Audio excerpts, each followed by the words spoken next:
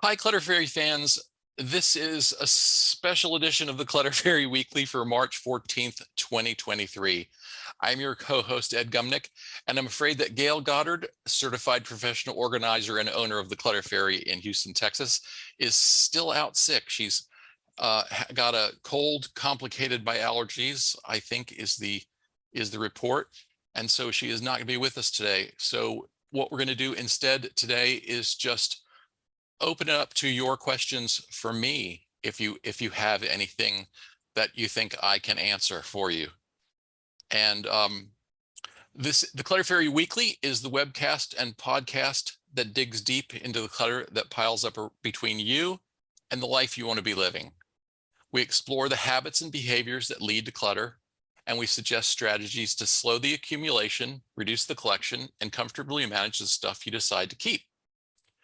If you're new to our Zoom meeting, we want to let you know that you can share your questions and comments via the chat feature, and I'll try to answer them the best I can, or we'll save them for a future episode. You can also use the raised hand feature to let me know that you'd like to ask a question or make a comment yourself via audio or video. And I would welcome that today. I'd love to have as much participation as anybody feels like giving me. We're also streaming the webcast live on Facebook, so you can share your questions and comments there, and I'll keep one eye on that all the while. We are not going to go over last week's tittle, so I'm just going to start taking some questions, and it looks like some people have already piped in with some. Thank you very much. Kara said, I'd love to hear about your personal decluttering story, Ed, and how you feel now versus before decluttering.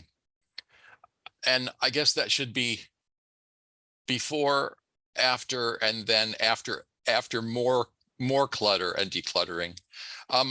I met Gayle many years ago, and then we sort of fell out of contact for a while, and we were reintroduced when she started her business in very early 2007, and she was looking for some help with graphic design for the Clutter Fairy business she was just launching.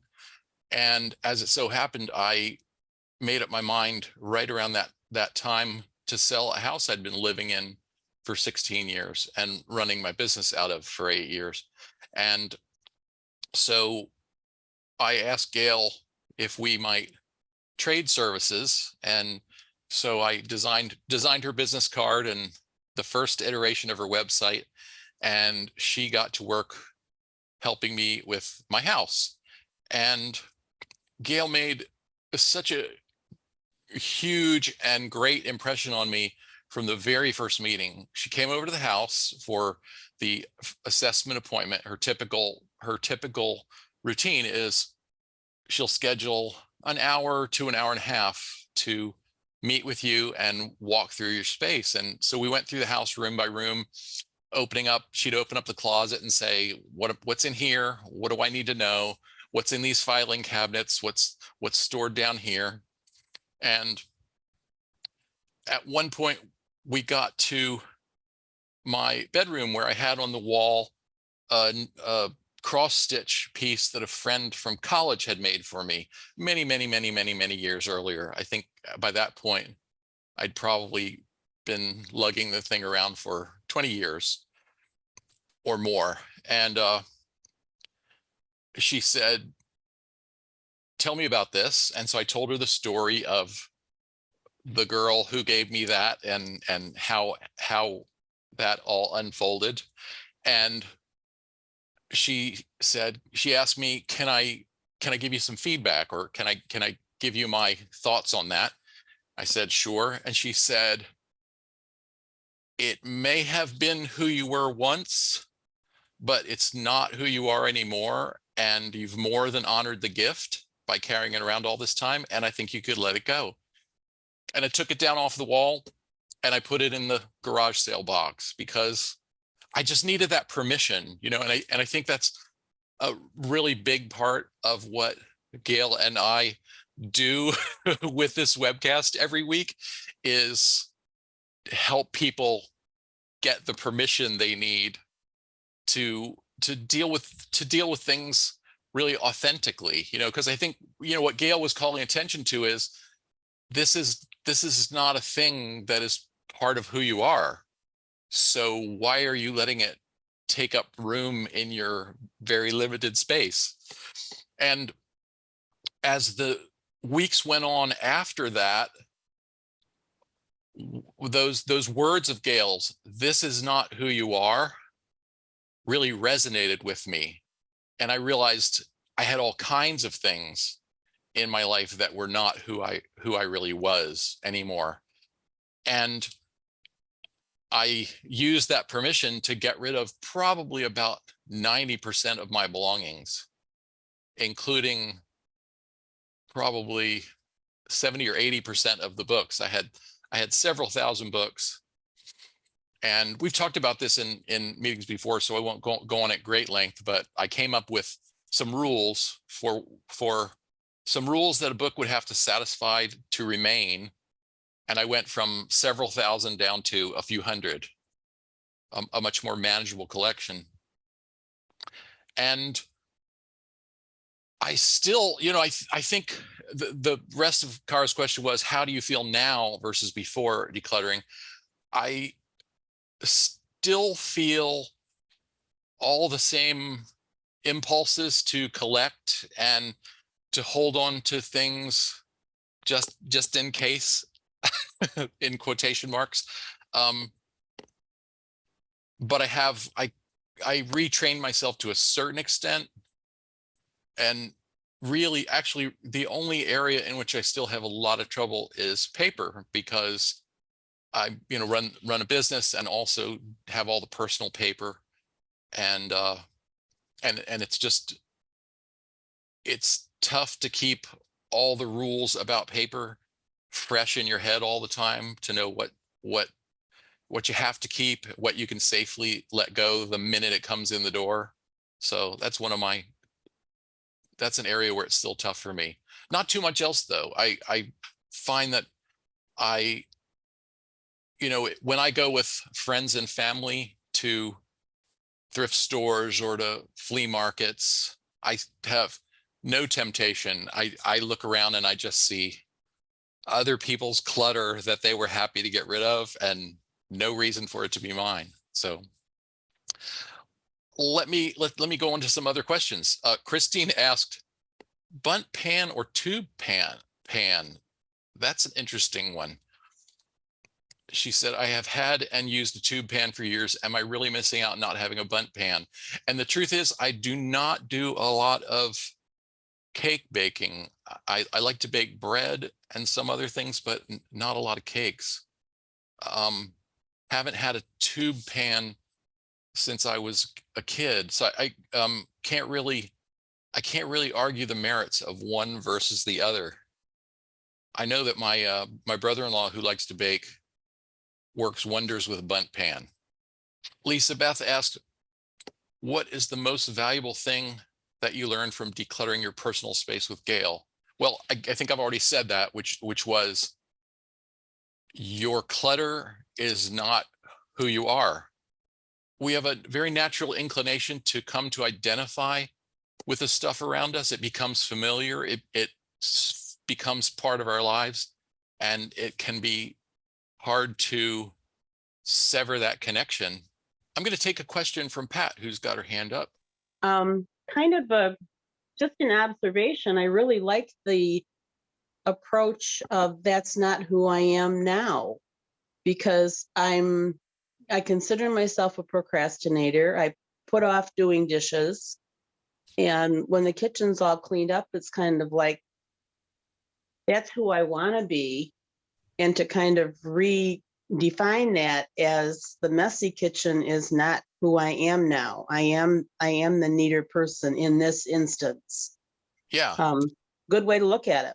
We get caught up both in the things that represent who we used to be, and then also the things that we surrounded ourselves with that are about who we wish we were, and maybe aren't. And we refer to that stuff as aspirational clutter.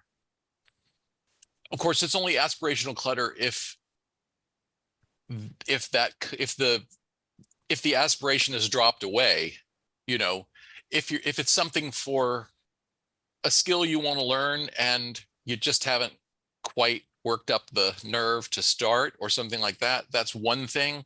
But it's a different thing entirely when it's for something you thought you wanted to do, or something, a thing you thought you wanted to be, and years have gone by and you've never been able to stir up the interest, and now it's just reminding you of a commitment you couldn't make, or a dream you let slip away, or whatever. Yeah, It's and I think it's it's hard to change our mindset from I've always been a messy person to I don't want to be a messy person anymore. And so I'm, trying harder to be more decluttered and tidy.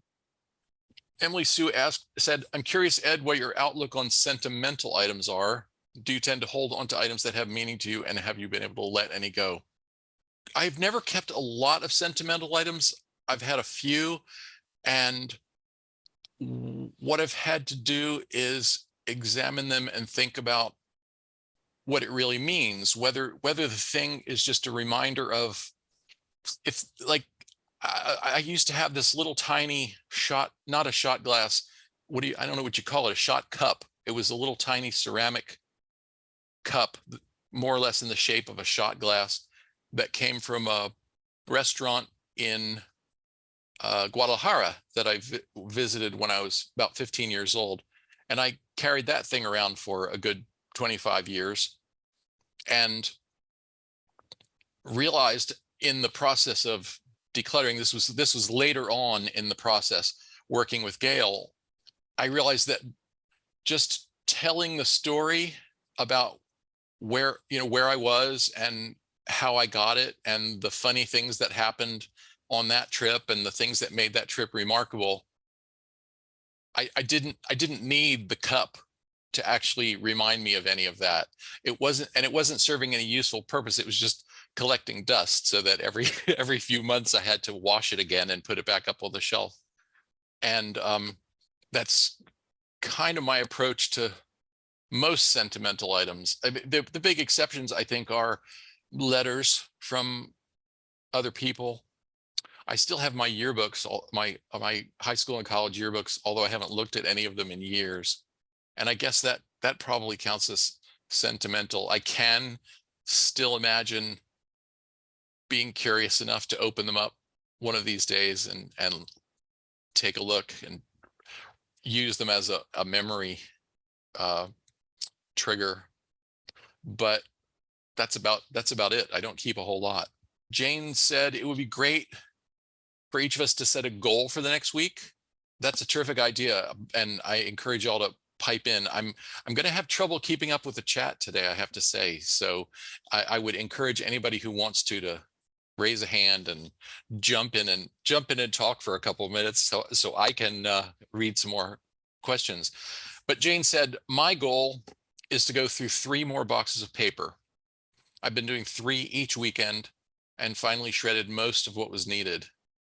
Unfortunately, the shredder overheated. Going through paper is exhausting, but getting the shredding done is satisfying. Jane also said, getting permission is huge for me too. I grew up with so much criticism that having permission to let go of what is good for my mental health is something I really value from the two of you. Thank you for that, Jane. I think it's great that this community supports one another so well. We kind of give each other permission. Deborah chimed in on paper is a pain. I think I bet the next several are about paper here. Let's see. Bella asked, how do we save our planet from our trash that doesn't decompose? That is a big question. The new generation seem to have endless supply of stuff. We don't talk a whole lot about the environmental side of clutter, although what I have noticed, I think, is more and more people in the audience have mentioned it. I think the awareness of it is growing quite a bit. The thought of how much stuff we send off to landfills gives people sleepless nights, and how much we send off to be recycled that is not really being recycled to a significant enough extent. There's so much material to be recycled that a lot of it just sits around waiting to be processed, and a lot of it gets rejected because it's not clean enough, or it's materials that are mixed together. We really need some better systems for managing, especially, I think, packaging, and the packaging of food, the packaging of cleaning supplies, the packaging of personal care products makes up such a tremendous amount of single-use plastic.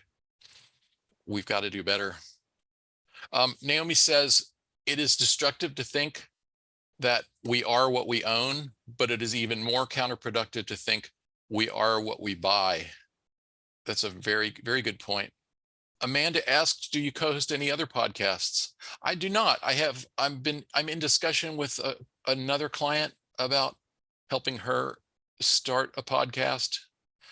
With Gayle, I do a lot of work with the preparation of the content, because she and I have had so many conversations over the 16 years that we've been working together, that I feel reasonably well qualified to talk about the topic.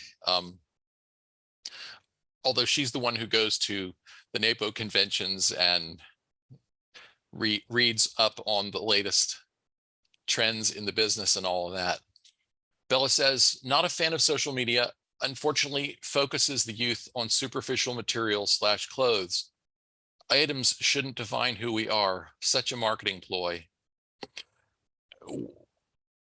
Well, and we're all just constantly bombarded with messages about how going out and buying more stuff is going to make our lives better or more complete, or make us more beautiful or charming, or at least make us smell better.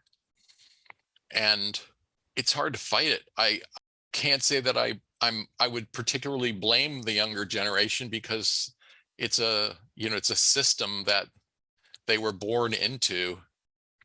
I actually know there's several young people in my circles who seem to be trending more minimalist. I think it's interesting that I know more minimalists under the age of 40 than minimalists over the age of 40. So I think there may be a little bit of a youth rebellion going on there. Paula shared, I don't tend to think that's not who I am now. I think this item was part of my past. Do I want it in my present and future? That's another great way of framing the question as you're looking at something that's in your space, and a visual, a visible reminder of your past. Is the meaning of it something that's important to you now and will continue to be? Connie said, I was listening to a podcast by a neurologist, and he said it is very motivating to imagine how bad something would get if we didn't do something. It seems to work better than imagining how something would look if you did something. So scary is a good motivation, like watching shows of bad hoarders. I have not watched any of the hoarding shows myself. It doesn't appeal to me. I think it makes me feel sort of panicky and claustrophobic when I even see photos of hoarding situations. I'm not a minimalist by any stretch of the imagination, but my threshold is much lower than even the lowest level of hoarder, the threshold for how much I can stand having around me. On the flip side, I also feel like I'm such a visually oriented person that I can't put everything away and have nothing but bare surfaces, because then I conclude that there must not be any work that I need to do. I just sort of, it's out of sight, out of mind for me. So I need a few little triggers here and there. So it's a matter of finding the right balance. Emily Sue said, I have changed so much over the last couple of years. so much that I don't mind getting rid of 90% of my belongings because that's not who I am anymore. And that's where I found myself. I was at about, how old was I when I started working with Gayle? 45, something like that, a little less than that. But at a point where a lot of stuff that I had acquired over the years, because it seemed to me in my 20s or 30s that this was something that I should have, or, there's a lot of stuff that's sort of marketed to us as here's something everybody should have, like there's sort of an expectation, at least in the United States, that every household has a television. And of course, if you don't particularly want to watch TV or feel like TV is a bad influence on you, you should not feel constrained by what the culture thinks and don't have a TV, right? Jane asked, have you or Gayle researched or have thoughts on why so many people need permission to let things go, realizing it could vary? It seems very complicated. And I know there are definitely a lot of people, we talked to a lot of people whose attitudes and habits around acquiring and keeping stuff are things that they inherited from their parents or their grandparents, and I guess to some extent from the larger culture. From like I'm part of a generation that was raised on television. TV was kind of the babysitter when mom and dad were too busy to deal with all of us. We were often parked in front of the TV, and so I think a lot of how I see the world was, the images of how people lived on the television, you know. Bottom line is, I think we come to our attitudes about our stuff and what constitutes clutter from a lot of upbringing, indoctrination, orientation, and so I think it becomes, so we need permission because it was sources of authority that told us in the first place, you have to keep your wedding china, or you have to have this many spares of everything in the house, or you have to have the TV, you have to have a formal dining room, whatever. We need, we sort of need, you need someone like Gayle who you can learn to trust and consider an authority with a fresh point of view to tell you it's okay. It's okay to question the assumptions and question your attitudes and opinions about stuff. Kara said, sometimes I wonder if it's true that the longer I keep something, the harder it is to let it go. That, and that is actually part of what we're going to talk about next week. That's the stuff that has become part of the landscape, part of the conversation. So we will be talking about that one.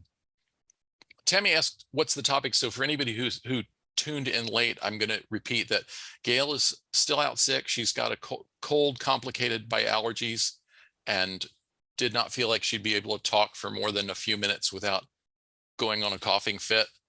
So we're just sort of opening it up to your questions. For me, I see that other people already answered for me. Thank you. Ellen said, I just spent the last few weeks going through memory items, got rid of 42 years of appointment calendar / journals, decided to keep the baby books and family photo calendars from the last 17 years. That seems very reasonable.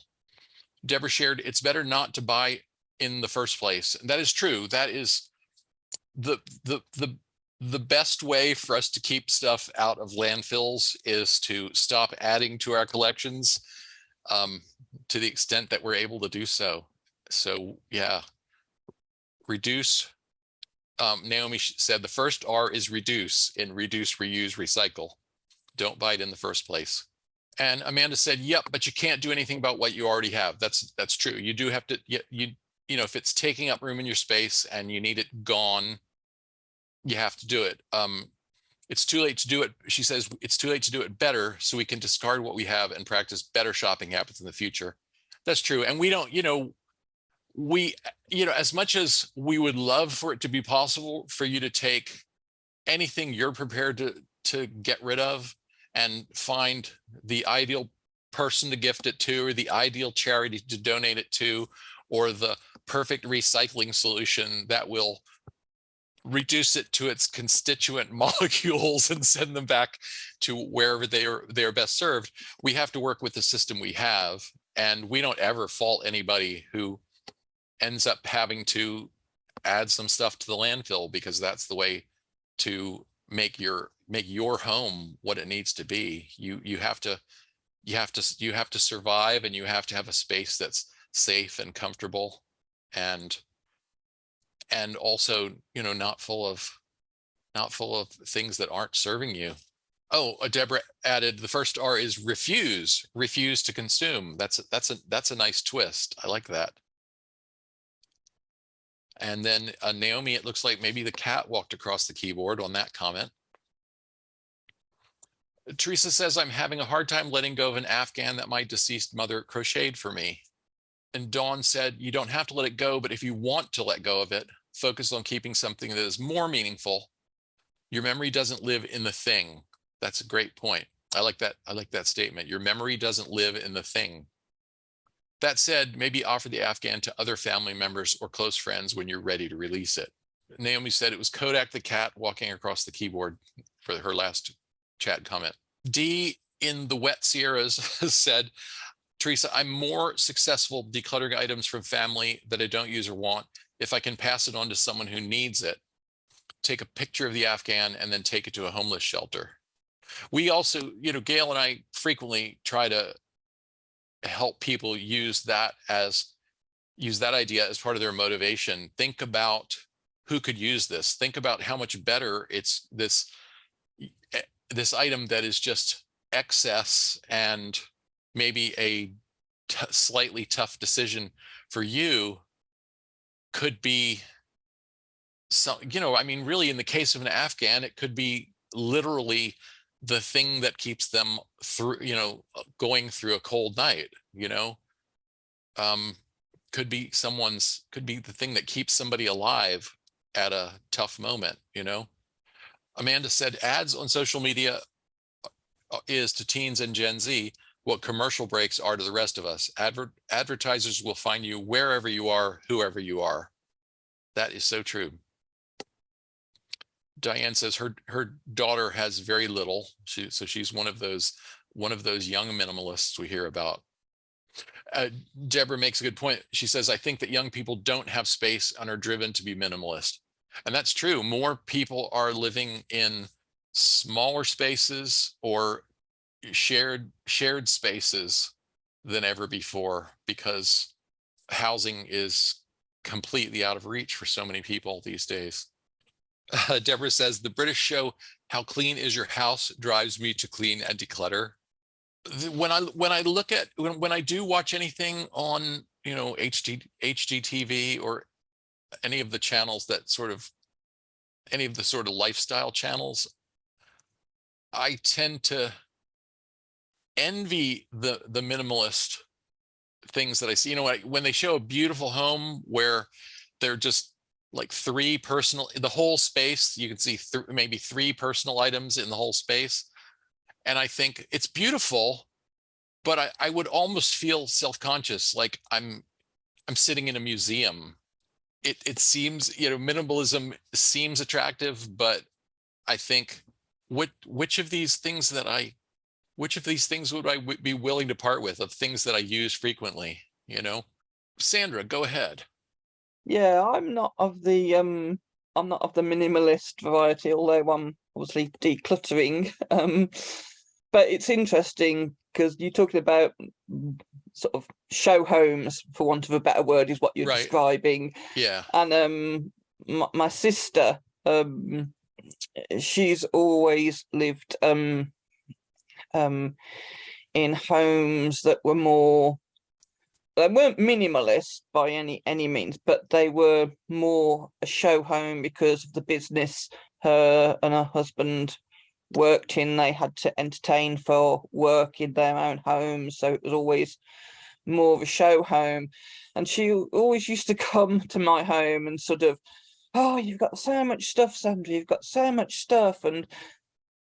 But then it's like she'd wander around and she'd be pulling stuff out, and oh, I remember this, and oh yes, oh this is so good, and oh this is, and I could always tell when she'd been through like my bookcases, of which I used to have, quite a lot of bookcases. I've got less now, because I'm left-handed and I read with books upside down. I always store my books sort of what I call the left-handed way on bookcases, which is the opposite way around to most people. So the writing on the spines is the opposite way up to what a right-handed person would expect. So after she'd gone, I could always see how many books she'd taken out and put back wrong. And I always just think, she moans about how much clutter I've got, but whenever she comes, she's always like inspired by all my stuff and how, how pretty it is and how this and how that. And I just think, yeah, you can. And I understood why her house had to be like it was, because they had to entertain and they had to project a certain lifestyle to obviously get business and what have you. But it's like, yeah, I couldn't be whilst I've got to get rid of stuff, I couldn't be a minimalist, because you got to have that inspiration there. You got to have something beautiful to look at, especially these days, because I'm spend most of my day in bed because of my disability. So the opposite wall to my bed, I've got paintings hung on the wall. So I'm looking at that. I've also got an old curiosity cabinet from like a 50s, sort of with a mirrored back and glass shelves and glass doors and stuff. And I've got my jewelry displayed in there on nice things. So I've got like a nice wall of beautiful stuff that I'm looking at from my bed. The rest of the house is still a work in progress.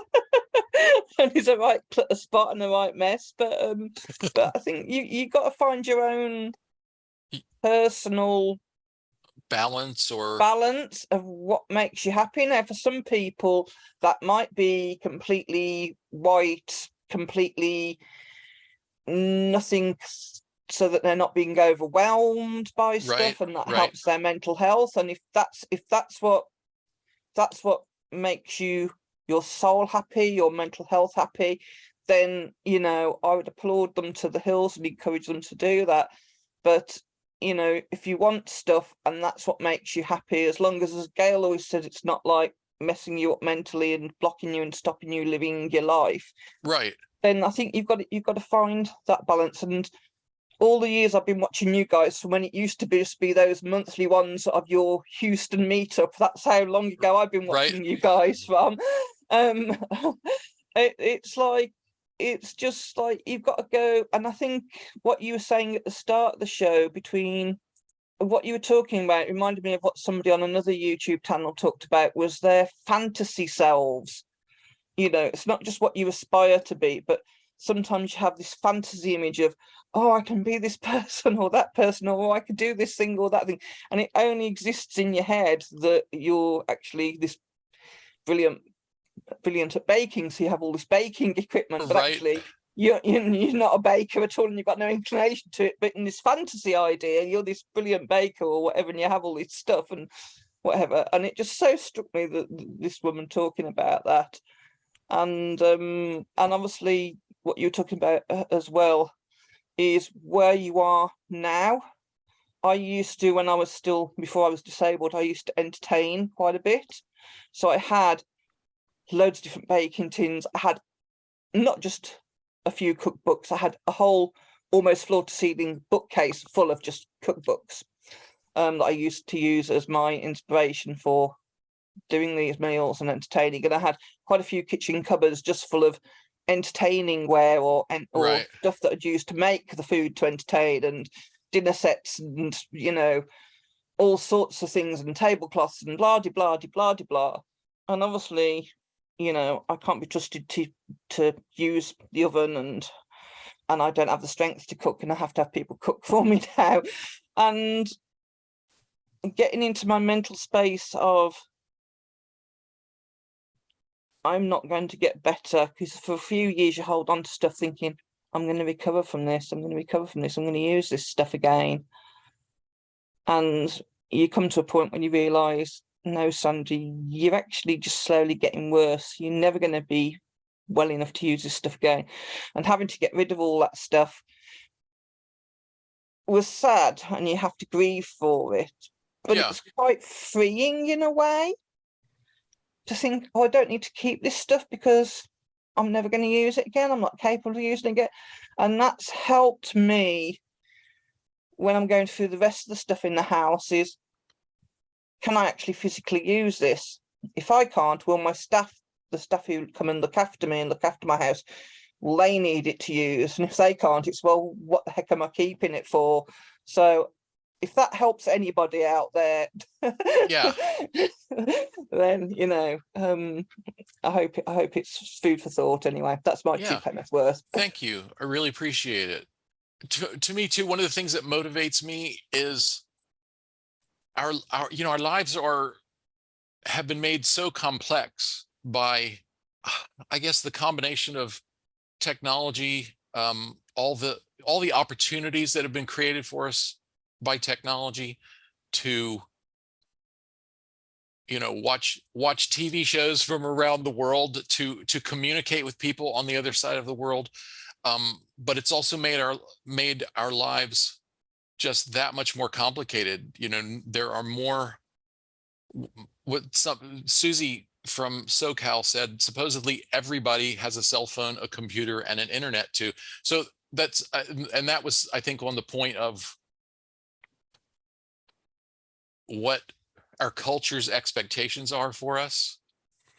And frequently, what our employers, or in the case of self-employed people, what our clients expect from us, that we have a cell phone so they can reach us wherever we are, whenever they want, and a computer and internet to be able to interact in a certain way. What I was going to say is, I think that one of the ways we can motivate ourselves to declutter is maybe to think in terms of what would be better in our lives if they were a little bit simpler.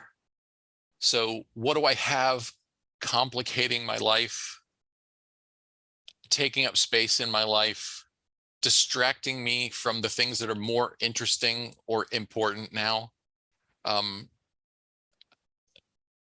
That's part of how I motivate myself when it's time for some decluttering. Emily Sue said, I'd love to get rid of my cell phone.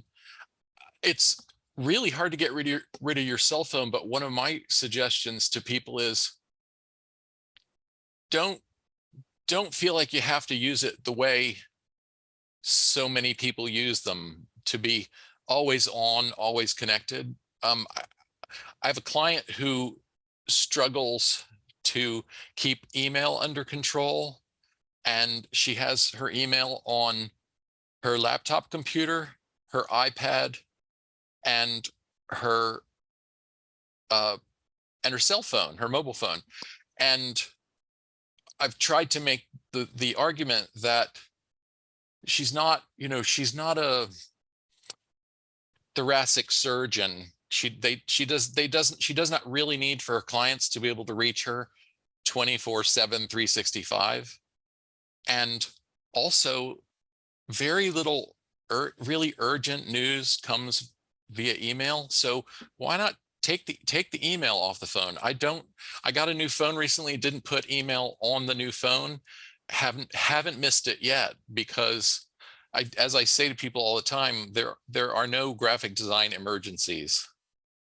Sometimes clients think it's an emergency, and I have to explain to them what a real emergency is. You know, the urgency that was created by your failure to plan did not actually make this an emergency. Sorry, you know. I hope none of my other clients besides Gayle are watching this. Of course, I don't mean you if you're one of my clients and you're watching this. Jane said, I'm of the same generation and think all forms of media suck us into thinking we need/want the things we see. Dawn said, the TV show Hoarders is depressing to me. It also makes me think I'm not that bad, therefore I am less motivated to declutter, but that's just me. I can see that. Kara has her hand up. Go ahead, Kara. Hi, this has been great conversation. Thank you, Ed. Well, thank you. I Yeah. appreciate it. I had this thought the other day, as my house has been more and more decluttered, that there's so much more peace.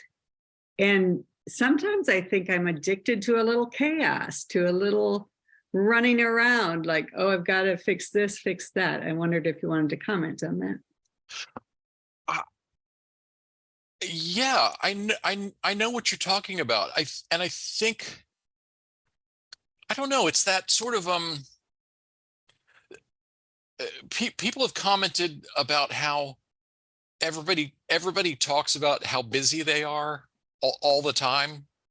And I think it is something we sort of crave. The chaos, the busyness makes us feel, I don't know, is it that it makes us feel important? It makes us feel needed. It makes us feel, it creates a sense of significance. I don't want to get too philosophical, but you know, I think sometimes we use stuff to stand in for something else we want and don't have. You know, sometimes stuff is standing in for some unfulfilled need. The need to be appreciated, the need to be loved, the need to be not alone. I think that we just have to reflect on it, you know, reflect on this stuff. That's why so often, if you can tell who had more input in any week's tittle, according to whether I suggest that you reflect and write about things, because that's often, you know, my solution to any problem is first sit and think about it and then sit and write about it or make art about it, or you know, whatever the thing is that really helps you connect with your own feelings. Think about your stuff and then do the activity that really connects you to your feelings, and then see how you feel differently about the stuff. Am I going completely off topic? Okay. Okay, well, believe it or not, it's almost time to quit. So I will remind everybody that we're going to be back next week. Gayle's well-being, we're assuming Gayle will be better in a week. I certainly hope so. I hope she's better really soon. But we'll be back next week to talk about 3 topics. Big organizing projects can disrupt your routines and leave you feeling swamped and overwhelmed. We're going to suggest tips to help you break down and keep control of big projects. Second topic, almost everyone who struggles with clutter can point to paper as one of their challenges. We're going to offer a short primer on managing the paper you decide to keep. We're going to kind of revisit the bigger buckets theme that we've talked about before, because it's been a long time since we've talked about that. And finally, how do you deal with things that have been in your life for as long as you can care, as you care to remember? We'll talk about dealing with stuff that's become part of the landscape. So join us next week. That's the 21st. And reminder to those who are watching from the UK, the EU, or anywhere else that the time did not change yet, that will be 1 hour earlier than our normal time. If you're watching this on YouTube, we would love for you to join us live. To get notifications about upcoming events, we invite you to join the meetup group by visiting cfhou.com/meetup. I don't have the cute signs to hold up, so you're just going to have to jot it down. You can also follow us on Facebook by going to cfhou.com/Facebook, or subscribe to our mailing list by visiting cfhou.com/subscribe. Oh, I wanted to mention too that we are now keeping the surveys, since we've moved the surveys from Google Drive to our website.